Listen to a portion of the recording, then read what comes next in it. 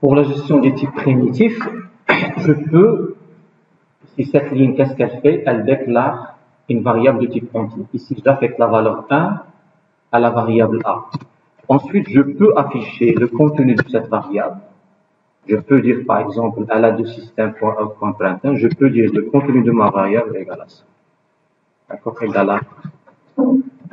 Donc, si je vais exécuter, je vais avoir ma chaîne de caractères hello world qui est déjà affichée et consulter le contenu de la variable A pour l'afficher. Ici, j'affiche A égale à. Donc, ça, c'est pour les types.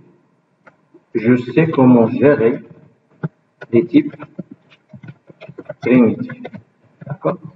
Maintenant, pour les types composés, les types complexes, donc il s'agit des classes. Donc, je peux soit utiliser des classes déjà fournies par GDK, ou bien créer mes propres classes. Dans un premier temps, nous allons utiliser des classes fournies par le GDK. Par exemple, je peux, qu'est-ce qu'elle fait cette instruction-là? Elle crée une référence de type string. Donc ça, c'est pour dire qu'il s'agit d'une chaîne de caractères. Et je peux mettre s égale bonjour, d'accord? Donc ça, j'ai créé une chaîne de caractères. Et comme les types primitifs, je peux aussi afficher la valeur de cette je peux la changer, ma chaîne de caractères. Donc je peux aussi afficher ici la chaîne de caractères.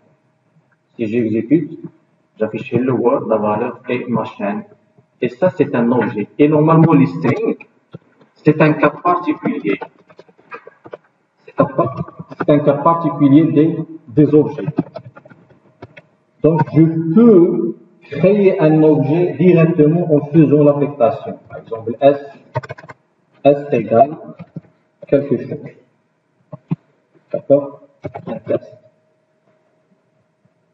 Mais en réalité, pour créer un objet de n'importe quelle classe, qu'est-ce que je dois faire? Je dois faire S. J'ai dit en particulier, ça marche cette affectation. Par contre, pour les objets que nous allons, bien pour les classes que nous allons créer par la suite, il faut mettre S égale à new string, d'accord? Et préciser ici votre texte. Normalement, c'est la manière qu'il faut suivre pour créer des objets de type classe. Donc ici, qu'est-ce que je suis? Cette instruction, qu'est-ce qu'elle fait? New string, c'est-à-dire elle crée un objet de type string qui initialise la valeur de cette chaîne de caractères par votre texte. Ça, c'est l'objet et S, il représente la référence. Donc, il met la valeur de l'objet dans la référence. Ici, il met la valeur 1 dans A. Donc, à la différence des types primitifs, pour utiliser des types composés, obligatoirement par la suite, il faut utiliser new. Donc, jusqu'à maintenant, nous avons utilisé un type qui appartient à GDK. Maintenant, je peux créer mes propres classes. C'est-à-dire mes propres classes, je dois être capable par la suite de faire mon type, mon objet égale new mon type.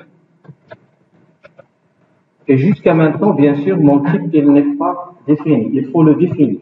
C'est pour cela qu'on va créer dans ce même projet, dans ce même fichier source, mon propre type. Donc ici, à l'extérieur de la classe programme, on va créer notre propre type. Alors, pour créer un type, je vais créer une classe. Et pour créer une classe, il y a des règles à suivre. Déjà, utiliser le mot-clé classe, le nom de ton type, par exemple ici produit, pour la gestion des produits, et accolade ouvrante et accolade fermante. Donc maintenant, j'ai créé un type qui fait rien. Jusqu'à maintenant, il n'a aucun attribut et aucune méthode. Alors, maintenant dans le main, qu'est-ce que je peux faire? Je peux, au lieu de mon type, je peux mettre produit égale new produit. Si c'est mon type que je viens de créer, parce que le type produit, il n'appartient pas à GDK, c'est mon propre type personnel. Alors, ce produit, qu'est-ce qu'il contient? Il a des informations. Chaque classe, elle a des attributs et elle a des méthodes. Ou bien autrement dit, je peux dire les fonctions. Mais dans le jargon de la programmation orientée objet, il faut dire méthode. Alors, parmi les attributs, il faut dire mon produit, elle est défini par quoi?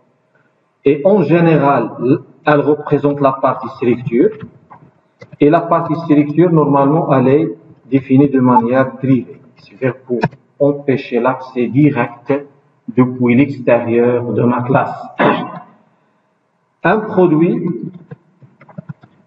est défini par, parce que ici, ce qui est en vert maintenant, précédé par les deux anti-slash, il représente un commentaire. Il n'est pas traduit pendant l'exécution. Un produit est défini par un identificateur, une désignation et un prix, comme montre le diagramme de classe que vous voyez en face de vous. Alors, prix de vente. Donc, ces informations, l'ID, la désignation, le prix de vente, ils représentent la partie structure qui se trouve dans la partie des attributs. Et nous avons dit la partie structure doit avoir une visibilité privée. Donc, pour mon identificateur, l'ID, donc je dois le faire précéder par le mot-clé private et ensuite préciser le type.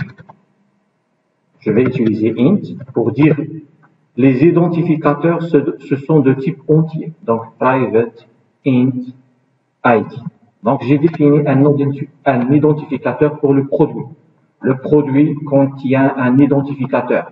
Par la suite, il faut, parce que suite à cette déclaration, je peux mettre des valeurs dans cette variable qui est ID, soit 1, soit 33, soit 67, et ainsi de suite. Donc, il peut contenir des valeurs numériques.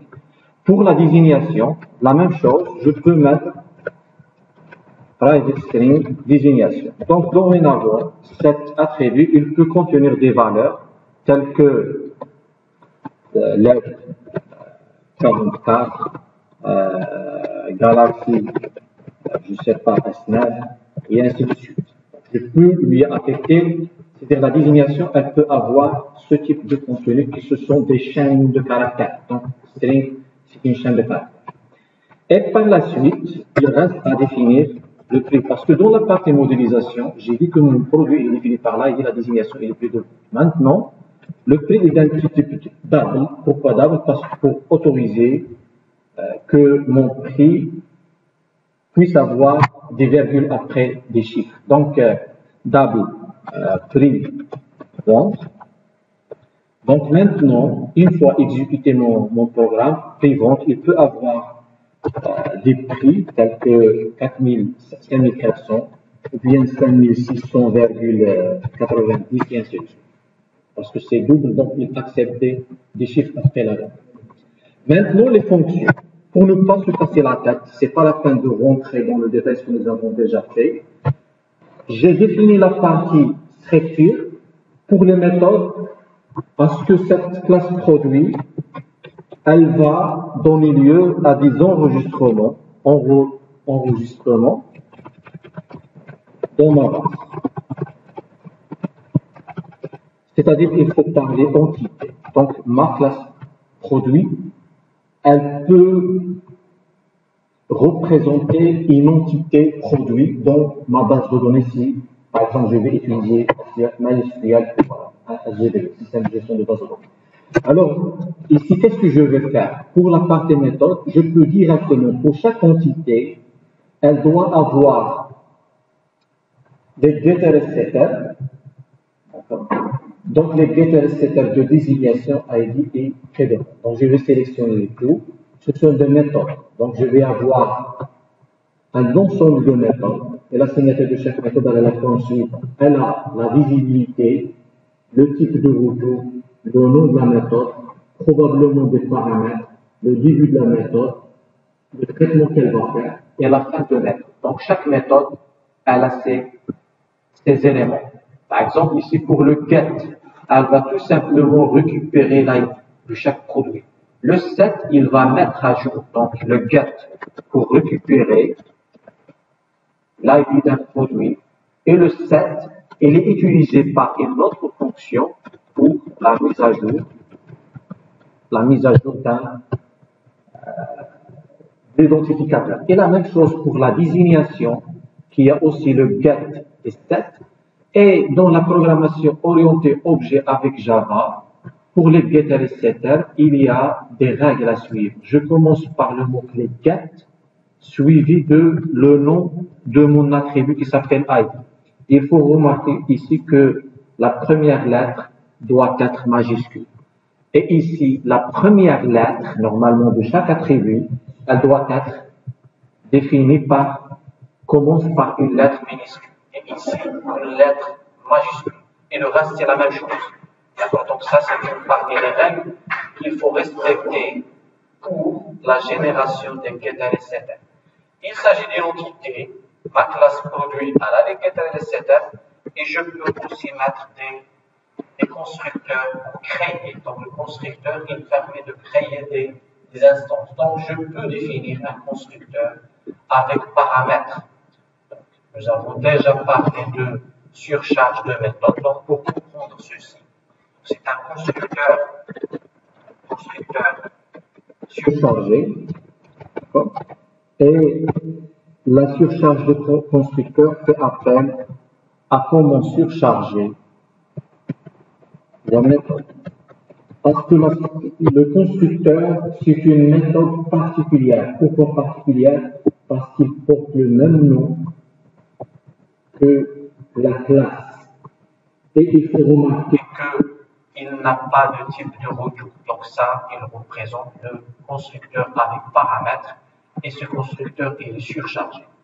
Alors maintenant, qu'est-ce que j'ai créé? J'ai créé un ensemble, j'ai créé une classe contenant des attributs et des méthodes, c'était le constructeur. Vous voyez ici, il y a une erreur. Pourquoi? Parce qu'il faut définir le constructeur avec paramètres pour pouvoir utiliser ailleurs. Ailleurs ici, c'est dans la classe programme. Et exactement dans la méthode main. Pour pouvoir utiliser mon constructeur produit sans paramètre, qui représente le constructeur par défaut, il faut l'expliciter. D'accord? Il faut le créer ici. Donc, je peux le créer dans public produit parce que je suis en train de créer un constructeur sans paramètre. Donc, tu as soit cette manière, d'accord? Donc, maintenant, c'est bon, il n'y a pas l'erreur. Sinon, j'ai le choix pour créer maintenant des produits. Soit j'utilise un constructeur avec paramètres ou bien sans paramètres.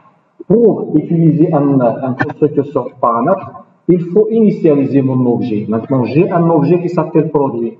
Et il a, pour mettre à jour son identificateur, je peux utiliser un, par exemple. La même chose, pour mettre à jour sa désignation, d'accord, je peux mettre l'aide 44. Et pour mettre à jour son prix, je peux utiliser 7, prix de vente égale 4400. Donc c'est un type numérique. Alors maintenant, j'ai créé un premier objet en utilisant le constructeur sans paramètre, mais pour donner des valeurs à cet objet-là, il faut passer par le biais des setters. Maintenant, je vais créer un autre objet de la même classe. Objet 2 égale à new produit. Je peux utiliser le constructeur avec paramètres pour faire une initialisation directe. D'accord? Alors ici, je peux mettre un ID qui est égal à 2, un autre produit. La désignation, je peux mettre ici un LED 56. Et pour le prix, d'accord, je peux utiliser comme service. Maintenant, j'ai créé deux objets, deux types produits. Donc, il faut regarder pour le type primitif. J'ai déclaré. Et pendant la déclaration, puisqu'il s'agit d'un type primitif, donc en même temps, je réserve l'espace mémoire, parce que c'est une question de mémoire. Pendant l'exécution, où tu vas mettre ces données-là? Il faut les mettre dans la RAM. Cette instruction, elle permet de réserver l'espace mémoire suffisant pour stocker un entier dans la RAM. Donc, automatiquement, elle fait la réservation d'espace mémoire. Et le 1, il va être stocké dans cette même zone mémoire qui est connue par A, parce que le A, ce n'est qu'une référence qui représente derrière l'adresse de ma mémoire. Donc, si vous allez faire une comparaison pour les types primitifs, j'ai une déclaration et réservation dans la même ligne, et ici, j'ai une affectation. Donc, j'affecte directement A égale à 1 parce que c'est un type primitif. Pour les objets, qu'est-ce qui se passe? Donc, cette ligne, il faut la comparer avec la ligne 56. Donc, qu'est-ce que je fais ici? Je réserve l'espace mémoire suffisant pour stocker un produit à l'aide de la commande new produit. Donc, pour réserver l'espace mémoire pour n'importe quel objet, il faut passer obligatoirement par l'opérateur new. Donc, le résultat de cette instruction, qui est new produit, elle va retourner l'espace mémoire et son adresse, il sera stocké dans obj. Et obj, c'est la référence. D'accord? Obj, c'est une référence capable de stocker un objet de type produit. Donc ici, qu'est-ce que je vais faire par la suite? Parce que c'est un type complexe qui est composé d'un ensemble de données. À la différence des types primitifs, il a une seule donnée. D'accord? Type primitif, c'est un type atomique composé uniquement de A.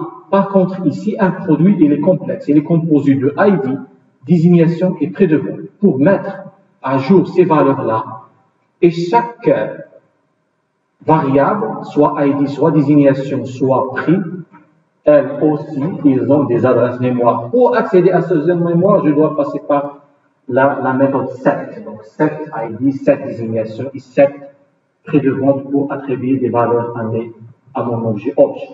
Et ici, c'est une autre manière pour initialiser mon objet. Donc, maintenant, j'ai initialisé deux objets. Je peux afficher leur contenu. Soit tu peux définir une méthode qui s'appelle afficher ici. Par contre, nous n'allons pas le faire. Pourquoi? Parce que dorénavant, notre classe produit, elle représente l'entité. Donc, ce n'est pas la peine de mettre ici une méthode pour afficher son contenu. Sinon, je peux faire ça.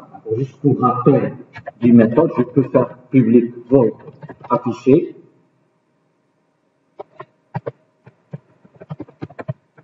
Et je peux mettre system.out.println. Je peux afficher l'ID plus un petit espace plus la désignation plus un petit espace plus le prix. Donc si j'accède, parce que pourquoi ici j'accède directement à ma partie structure, parce que la méthode affichée fait aussi partie de la classe produit. Alors ici, pour afficher, je peux ça termine. Alors, obj pour afficher, qu'est-ce qu'il va afficher si je vais exécuter maintenant? Je vais déjà afficher les 1, je garde seulement l'affichage, je vais mettre en commentaire ça, pour ne pas le prendre en compte, et aussi mettre en commentaire ça pour ne pas le prendre en compte. Si je réexécute, je vais afficher les informations de mon produit. J'affiche, j'ai commencé par dans mon affiché, j'ai commencé par afficher l'ID, un petit espace. D'accord?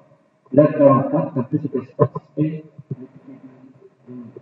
je souhaite afficher l'état de mon deuxième objet, je peux faire la même chose. Donc ici, je suis en train d'afficher deux objets.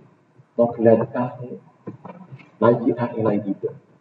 Mais j'ai dit, puisque produit c'est une entité, de préférable, eh bien, il ne faut pas mettre cette méthode affichée dans le produit. Donc, une fois nous avons annulé la méthode affichée, donc je peux afficher l'état, mais en utilisant l'UTL de cet par exemple, pour afficher l'état de l'objet l'objet 1, je peux mettre si ce, d'accord, système.out.heaven, donc si ce espace, ça donne lieu à ça, et je peux mettre obj.getID, il y a un gap désignation qui sur la désignation et le prix.